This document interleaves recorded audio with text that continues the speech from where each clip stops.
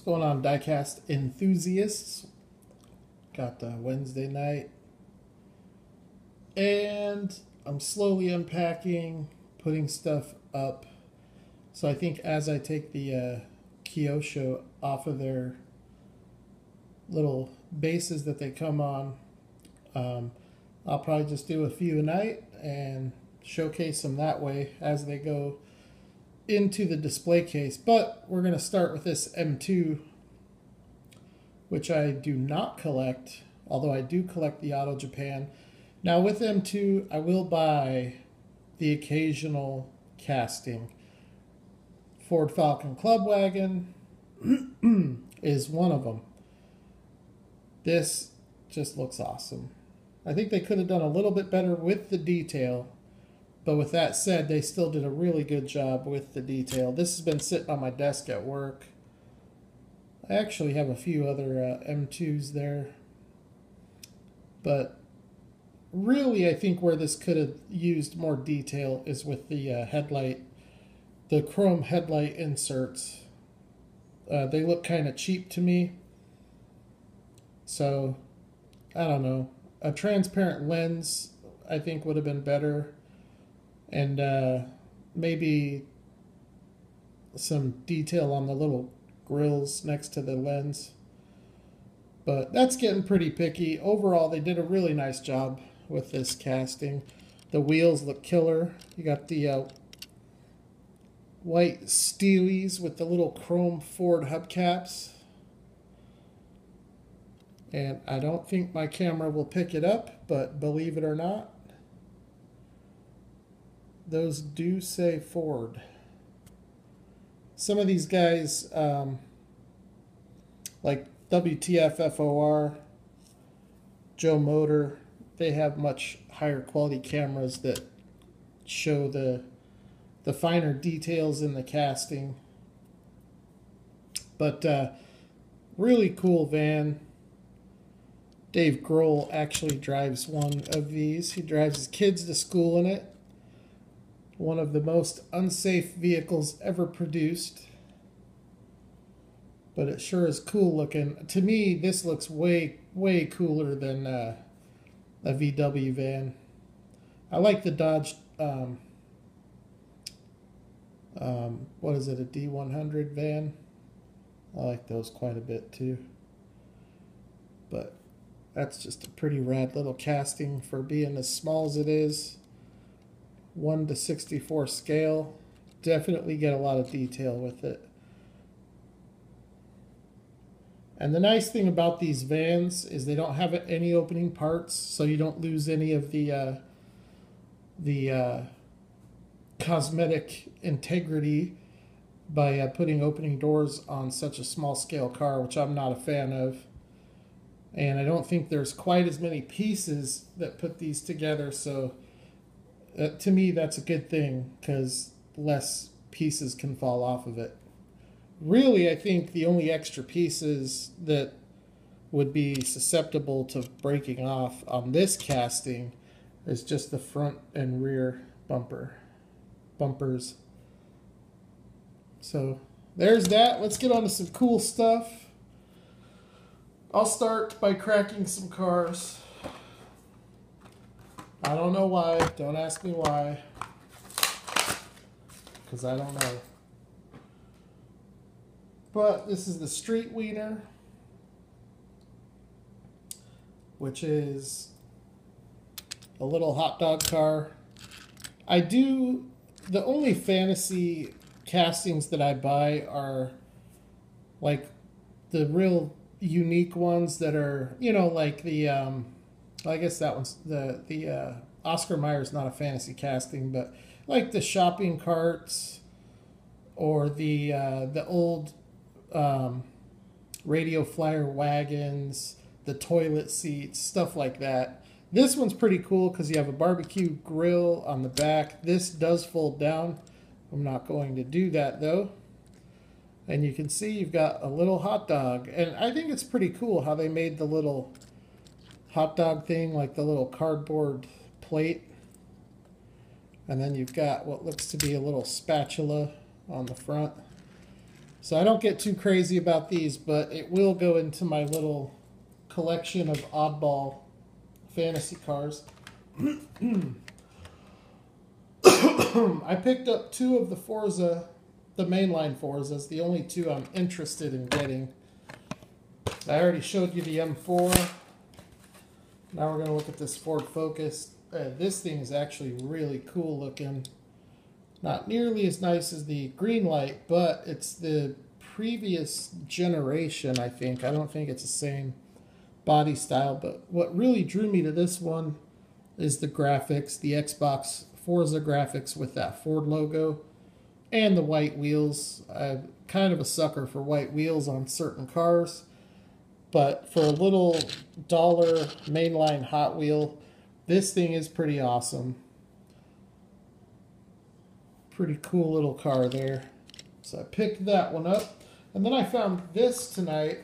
I grabbed 2 of them. They had 2 of them. And I have not seen this before in this color. But I have to say, this color smashes that yellow that it came out in. This is like a burnt orange color, but probably more of a, I don't know, it's almost like a rustic. The thing looks sweet, and again, it's a dollar Hot Wheel. So for $1, I mean, you can see Hot Wheels really stepping their game up. Almost as nice as a Matchbox license model. In fact, if it weren't for the wheels, I would probably say it's as nice as a Matchbox. But the Hot Wheels wheels are just awful, and Matchbox has found a way to make a decent looking plastic wheel at the dollar price point. Hot Wheels has not managed to do that, in my opinion. Now, I know that's subjective. A lot of you may like some of the wheels that they've come out with. I don't like any of them, with the possible exception of the first generation FTEs. I think those look pretty good. And I do like the original black walls. Now, I'm not talking about Real Riders, because they do have some pretty awesome looking Real Riders. They much nicer Real Riders than Matchbox. But for their mainline cars, their wheels are awful. But this car, it's got an awesome color, awesome paint, nice detail, cool car. So I grabbed that, and that's it for the main lines. Now we're going to get into some nice stuff here, starting with another green machine that I'm going to crack open. I found this one the same day that I found the Godfather hitch and tow green machine. Was lucky to find 2 in the same day. This is the hitch and tow Series 10. Can't believe we're already on Series 10. I would not get this hitch and tow. I've left I wouldn't get it if it wasn't a chase. It's not one that I would buy. I've got so many of them now that I'm just really picky as to which ones I'm going to get. And this one here would not have made the cut for my collection. But the fact that it is a green machine, and an awesome green machine at that, I'll never leave a green machine on the pegs, unless, at least not a 1/64. I have left some of the larger green machines on the pegs just because if you buy them, I don't collect that size, that scale, so if I were to buy one, it would be with the sole purpose of flipping it, and you can't get your money back on those, with those 1/18 scale hitched homes. You can't sell them for what you pay for them, so I've left 2 or 3 of those, but we'll start out with the boat and the trailer. I'm going to show them together. The boat is on the trailer really good, and I don't want to break that seal that it has, which feels like just wet paint holding it together. But awesome trailer with the green paint. I love the wheels on this thing. And the boat and trailer both are so much nicer than the Johnny Lightning. It's not even close, not even really comparable, not even worth being mentioned in the same breath. That's how much nicer the Greenlight boat is. So much detail. You have all the snaps for the covers going all the way around. This particular boat, you have the Marine Enforcement from the Department of Homeland Security. All of that emerald green.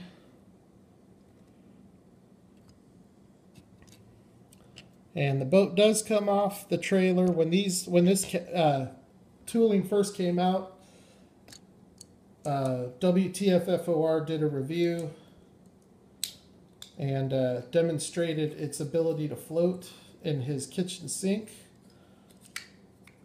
The boat sank right to the bottom. The Krispy Kreme concession trailer floated pretty good for a while. It also comes with these covers, which is nice because obviously when you're pulling the trailer, you're going to have the covers on it. But what I really like about this green machine is these wheels on this truck. So it's another pretty low number, number 332. Now I see something about this that I have not seen from Greenlight yet. Not saying they haven't done it, but if they have, I haven't seen it. And that is the hitch, or the receiver on the hitch. If you look at the receiver, it's painted black. And that's the only time I've seen that. Every other one I've gotten has been silver. But what I really wanted to show with this truck is these wheels, because yes, it's a green machine, as you can see. But if you check out the detail on the wheels, they are green, but they are outlined in silver. And that is another feature that they put on this truck that I do not recall seeing from them. Typically on the green machines with green wheels, the wheels are pretty much all green, or else maybe I've seen some that have like little hubcaps on them. But if you look at these wheels, the center hub has the blue Ford logo, which is barely noticeable to the naked eye.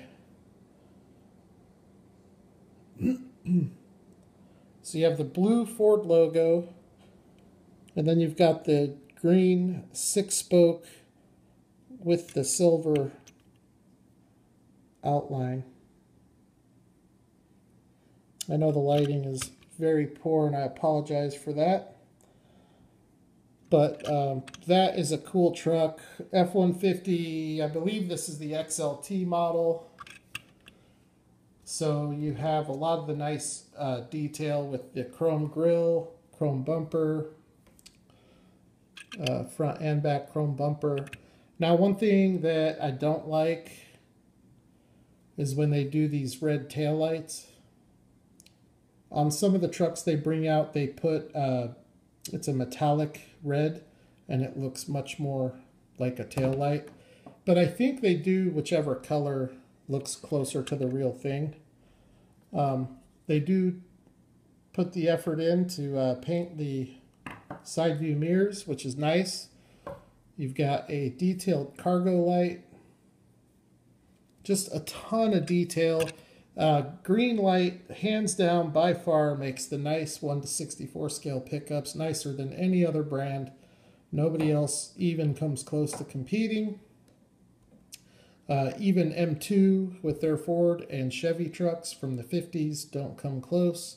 Now, on the older Greenlight Fords, like that 56 Ford pickup, I would say that the M2 is nicer than that. But when you get into these modern pickups, and even like the old Chevy C10 and the Dodge D100, my opinion, Greenlights are much nicer. And it's unfortunate because brands like Auto World don't even do a truck. And that, to me, is just a shame. Johnny makes some nice trucks, too. But they're just still not as nice as Greenlight. That is a really nice looking truck. And that is some really bad lighting. Saturated. Anyway, so that's your Ford F-150 Green Machine. So that's pretty cool. That'll go into the Green Machine collection. All right, now I'm going to show some premium import stuff. I will start with a Tomica Limited Vintage. I've showed this before, but I haven't had this one out in a while, and I just wanted to take a look at it. This car has climbed in value. I think it's actually doubled in value since it came out. I think it came out about 6 months ago. If you keep up on these Tomica Limited Vintage cars at all, the older Porsches are $100 plus. Sometimes you can find them for 80 or 90. The two latest releases are not that high at this point, but at some point they will be. They just increase in value like crazy. So I don't know what this is, like a touring car that toured the world. It has a flag for every country that it visited. I don't know what the story is with the tour, but I'm sure some of you know what it's about. But the detail on this car is pretty unbelievable. It is so nice for the size and the scale. And honestly, it's so nice that it doesn't even need that qualifier.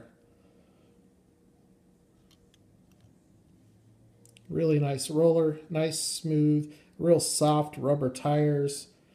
Got a little bit of suspension on it. Super clear glass windows. So Tomica Limited Vintage, they just make amazing diecast. They're just pricey and they're hard to find here in the US. So I wanted to show that, and then since I'm showing that, I wanted to show a Kyosho, which is, I don't know what year it is, but it's just a little 911 Speedster.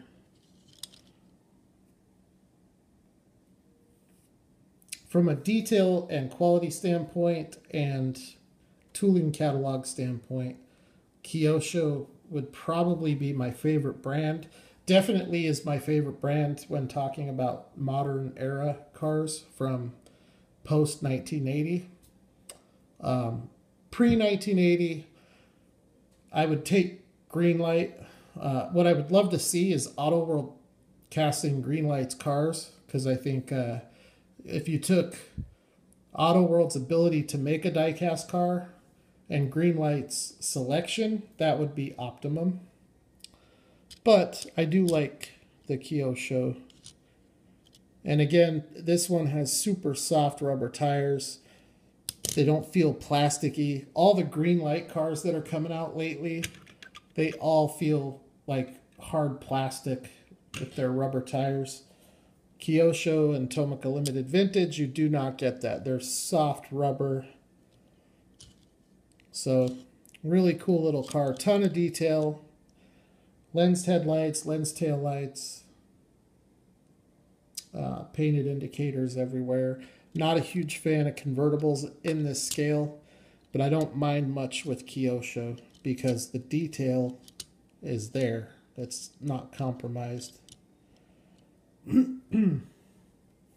So I wanted to show those two Porsches, and then we've got a few more cars to show while we're still on the subject of cars before we go into the 4x4s, and I only have a couple, so not too much more to show for this video. But this car was one of my favorites because of the era that it's from. the 1980s. I'm not sure what year it is, but I hope that we start seeing more stuff like this, and I'm glad that Kyosho did this. It is a Mazda RX-7 Savannah. This car was available in, I think, 3 colors. You could get it in silver, white, and red.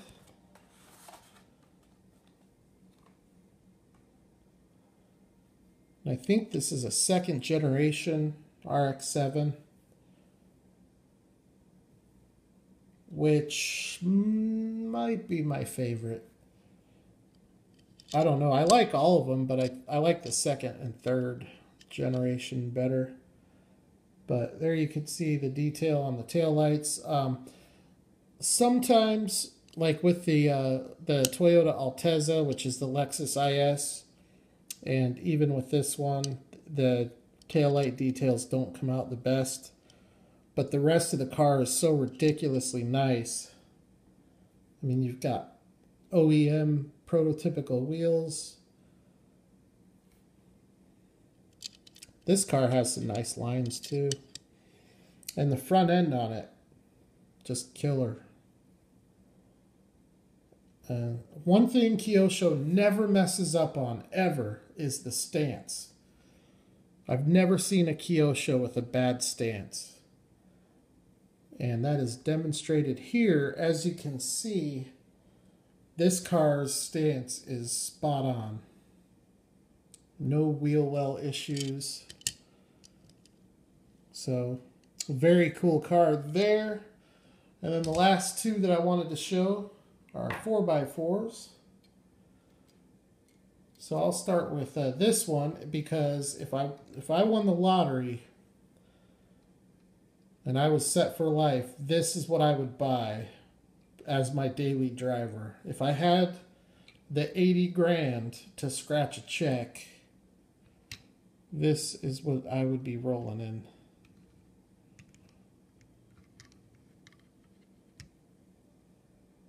I love this thing. I'm so glad that Kyosho did it.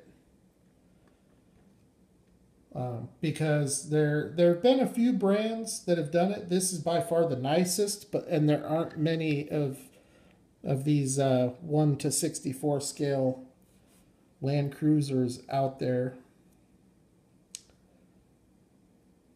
of any generation of Land Cruiser. I mean, Johnny Lightning did a nice one with the BJ40. Matchbox has the FJ40, which is an okay casting. But this right here is so clean. It's your stereotypical soccer mom car. And the detail is just sick. 1/64 scale. Hard to believe sometimes when you look at these.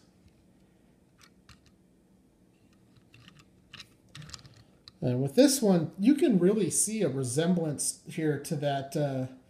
I don't know which Land Cruiser it is or which generation it is, but say like a 1985 Land Cruiser.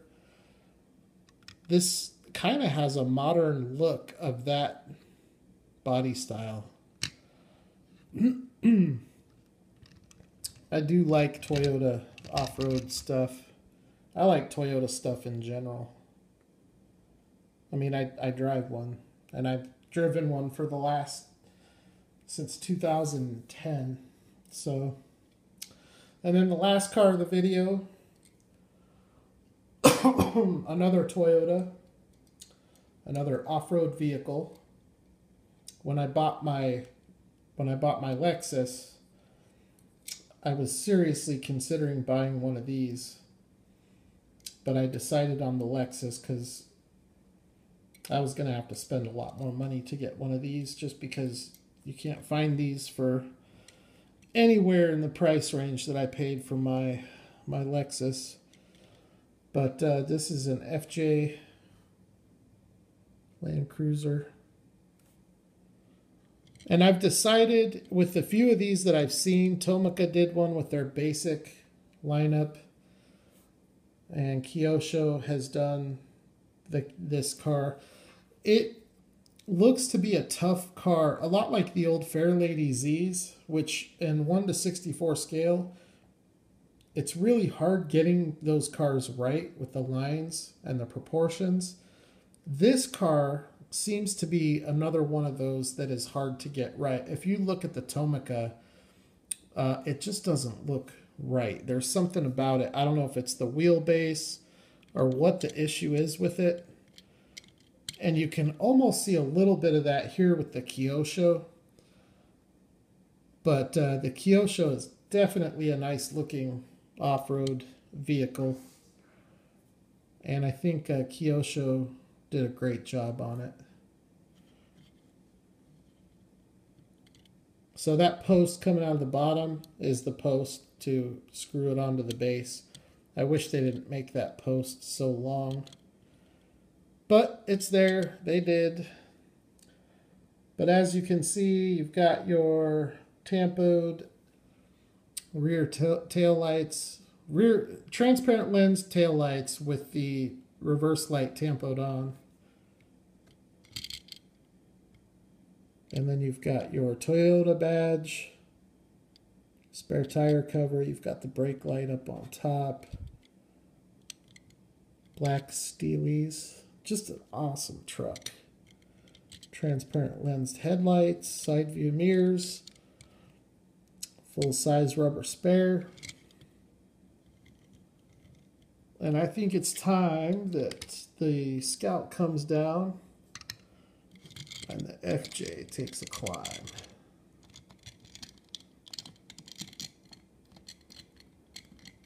Yeah, that post is so long it doesn't even clear.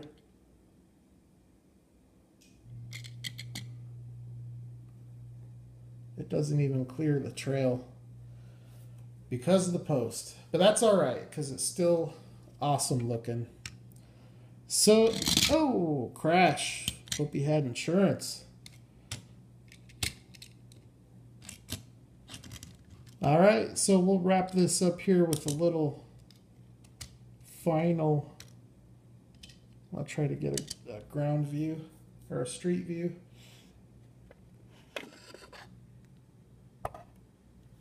There's a view of the top back of the house, which I'm sure is just what you want to see. All right, so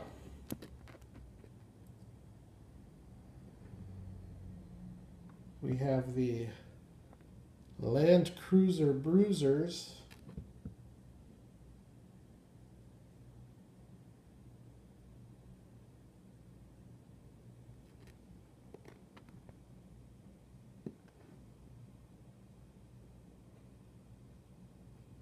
The Mazda Savannah.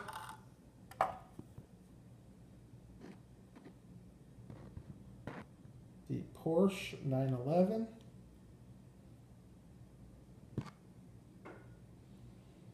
And then behind the tree here, we have the other Porsche 911.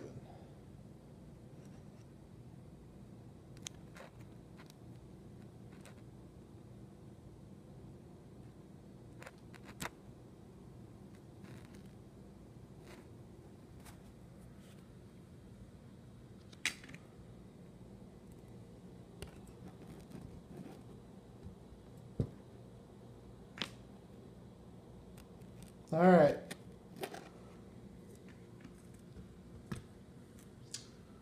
So that's the video. Thank you everybody for checking it out. As always, hopefully you enjoyed the diecast. Oh, and I forgot.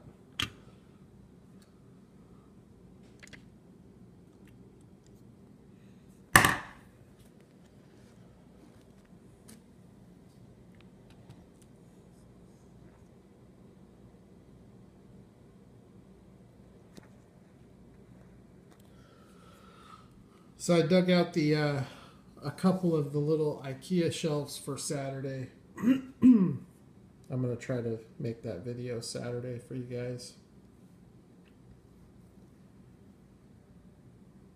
But I do appreciate all the support. I will be back in a day or two or three with some more diecast. You all have a good Thursday, and I will holler at the next video.